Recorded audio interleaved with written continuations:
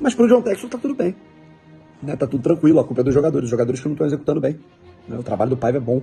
O Textor não, cara. O Textor, se quiser, fecha as redes sociais e não tá nem aí pro que tá acontecendo. Você vê como é que são as coisas e como é que é o futebol, principalmente, né, Antenado? Não tem 5 meses, cara, que a torcida do Botafogo, eu tava lá.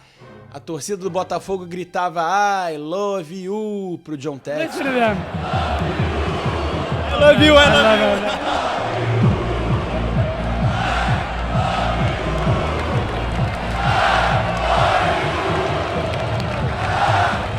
E agora tá detonando o cara. Como é que pode, hein? Ah, e é bom também pra torcida do Botafogo que tava sofrida há quase 30 anos entender que mais difícil do que chegar no topo é se manter lá. Futebol Raiz é aqui nos Antenados da Jogada. Torcemos sem parar. Opa, e aí, Antenado, beleza? Eu sou o David Sharp e você está no canal dos Antenados na Jogada, que torcemos sem parar, furando bolhas e quebrando tabus, é a nossa missão aqui na mídia independente mais imparcial do Brasil. Então seja muito bem-vindo, muito obrigado pela sua presença. Se você não conhece a gente, muito prazer. E se você já conhece, por favor, seja inscrito, deixe seu like. E se você puder, seja membro, apoie com o Pix para ajudar a melhorar cada vez mais o nosso trabalho, tá bom? Olha, vamos lá aqui reagir primeiro ao Pedro Depp e também ao Brownie Fogo, né? O Daniel Brownie, que são dois influenciadores conhecidos aí da torcida do Botafogo. Vamos reagir primeiro eles aqui e depois eu dou os meus pitacos no finalzinho. Vamos lá. Começando aqui com Pedro Depp do canal Setor Visitante. Vamos torcer, porque o que resta é isso mesmo. O dono do Botafogo mora em Miami. Aí às vezes tá na França, às vezes tá em Londres, de vez em quando vem pra cá também.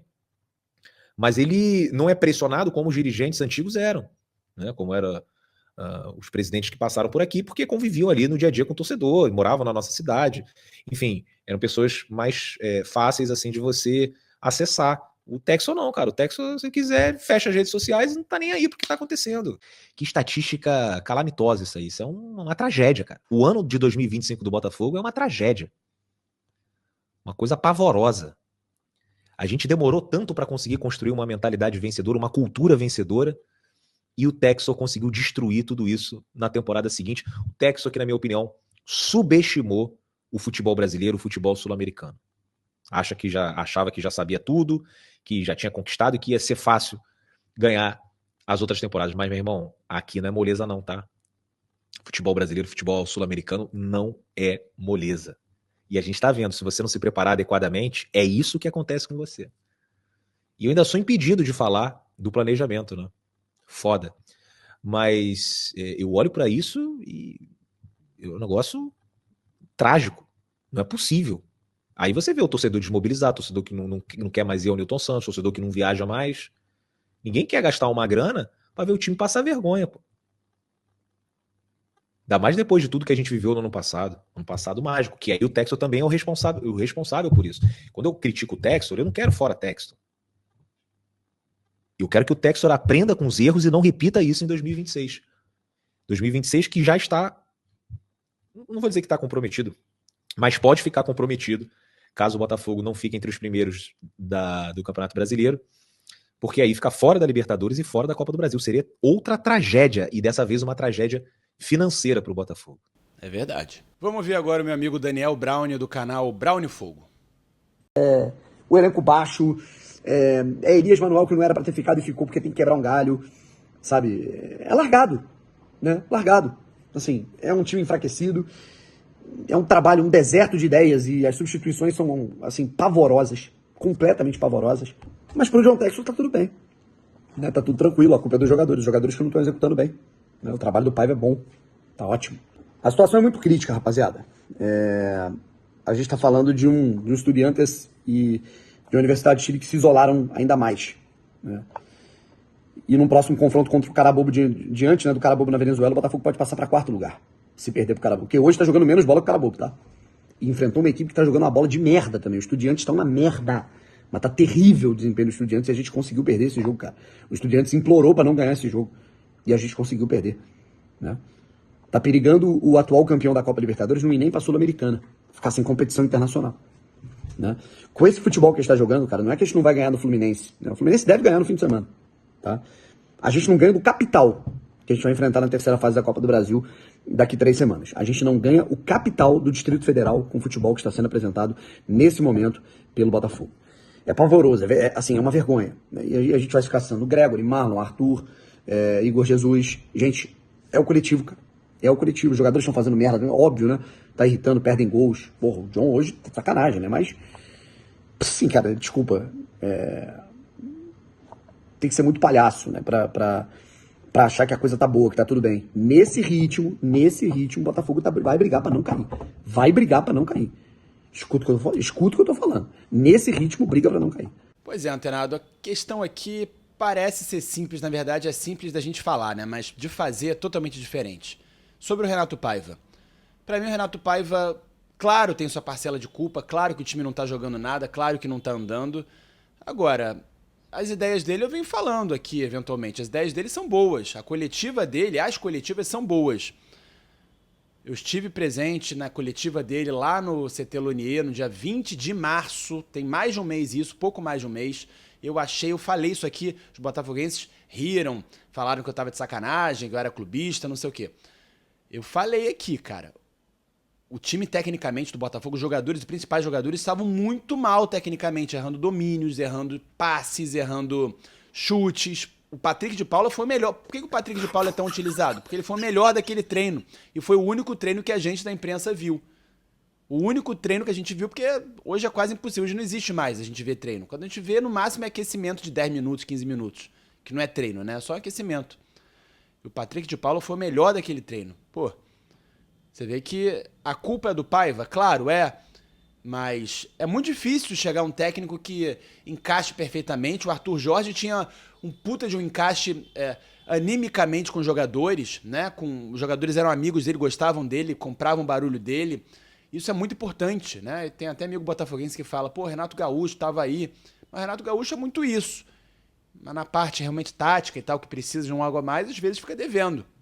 Apesar de ter sido, no Flamengo, um dos melhores técnicos, com um dos melhores aproveitamentos, né? De aproveitamento. Só abaixo do Jorge Jesus e agora do Felipe Luiz. O Renato Gaúcho foi o terceiro, tirando o Felipe Luiz agora que está em atividade. Foi o segundo, tirando o Felipe Luiz, e terceiro com o Felipe Luiz. Agora, falar um pouco aqui do Textor, né? Que, cara, fez um trabalho brilhante, está fazendo um trabalho brilhante ainda. Não dá para desmoronar o que ele fez. Agora, chegar lá em cima é muito difícil, mas ficar é muito mais difícil. E os co-irmãos do Botafogo aqui falam isso, né? Já mostraram isso pro Botafogo. Flamengo de 19, quando saiu o Jorge Jesus, então, ainda foi campeão brasileiro, se arrastando, uma coisa horrorosa, mas sofreu pra caramba com o Domi, depois com o Ceni, enfim, aí não vou ficar falando tudo, né? Mas sofreu bastante, ainda assim foi campeão, eventualmente, mas a galera sacaneava, volta Mister, chama o Mister, né? Aí o Dorival saiu em 22, campeão, conseguiu resgatar, fazer uma mágica, campeão da Copa do Brasil e da Libertadores. E entrou o Vitor Pereira no ano seguinte, aí, pô, o time, né, com ego lá em cima, não sei o quê, perdeu tudo. E o Botafogo pode se igualar nesse, ou até piorar nisso aí, de disputar mais competições e perder tudo, mais do que o Flamengo perdeu em 2023. E o Fluminense de 23 para 24, né? Que ainda ganhou a Recopa, que o Botafogo não conseguiu ganhar em 24, o Fluminense, da LDU, seu rival histórico, mas brigou para não cair. E a torcida do Botafogo, os influenciadores, estão aí preocupados com isso, que o Botafogo vai brigar para não cair, assim como fez o Fluminense em 2024, depois de ter ganhado a Libertadores de 23. Ou seja, ainda mais como falou aí o Pedro Depp, futebol brasileiro, futebol sul-americano, que tá mais nivelado esse ano, né? Porque o futebol brasileiro tá pior, eu acho que o nível do futebol brasileiro diminuiu e se igualou mais aos times sul-americanos. Cara, é difícil pra caceta. É difícil, não tem essa parada assim de ganhou, vai se manter lá naturalmente. Cara, você ganha, tem um relaxamento, tem uma queda normal, natural. Seja com o mesmo elenco, seja com um elenco um pouco diferente. Pior ainda se jogadores importantes como o do Botafogo saíram. Não só Almada e Luiz Henrique, mas Júnior Santos e reservas, Tiquinho Soares, que compunham bem ali, né? Que entravam e ainda conseguiam dar conta do recado minimamente. muito complicado. E aí as contratações do John Textor, né? A gente vai falar aqui do Zenit. Ele vendeu o Luiz Henrique por 30, 35 milhões de euros.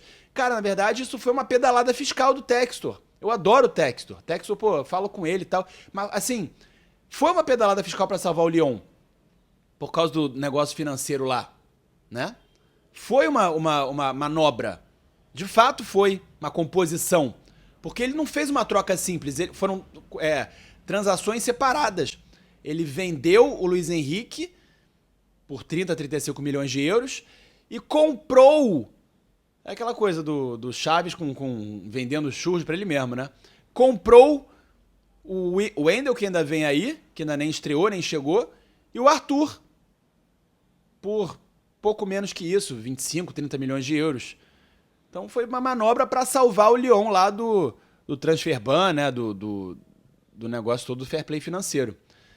E aí a galera, os otimistas botafoguenses estão contando com reforços no meio do ano, que o Textor não falou aquilo de galhofa, né, de provocar o PSG, que vai fazer um hack, o Botafogo vai pegar um hack do Lyon, que o Lyon vai botar jogadores no Botafogo para disputar o Mundial, para enfrentar o PSG, para tentar competir com o PSG naquele grupo do Mundial. Será que o Almada volta? Quem será que vem do Lyon? Será que vem alguém? Eu perguntei isso pro Textor e ele não me respondeu, não.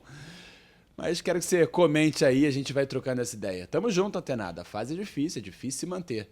Torcemos sem parar, hein? Valeu, fui.